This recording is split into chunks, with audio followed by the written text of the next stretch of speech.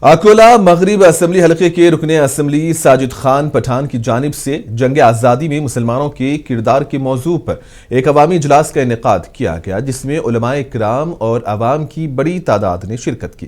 اس اجلاس کا مقصد ہندوستان کی آزادی میں مسلمانوں کی قربانیوں کو اجاگر کرنا اور نوجوان نسل کو اپنے بزرگوں کی جدوجہد سے روشناس کرانا تھا۔ اس موقع پر سید ذکی میاں نقشبندی، سید شاہ نواز الدین ریاض احمد اور اشفاق رضا بطور مہمانان خصوصی موجود تھے۔ انہوں نے اپنے خطابات میں تاریخی حوالوں سے واضح کیا کہ کس طرح مسلمانوں نے انگریزوں کے خلاف جدوجہد کی، قید و بند کی صعوبتیں برداشت کی اور اپنے خون سے آزادی کی شمع کو روشن کیا۔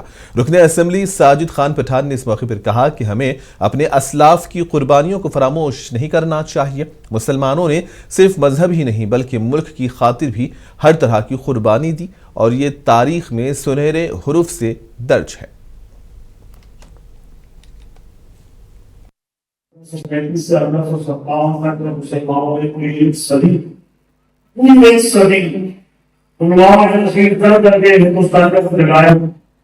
علماء نے ہماری سب سے آگے تحریک چلائی اور اتنی قربانیاں علماء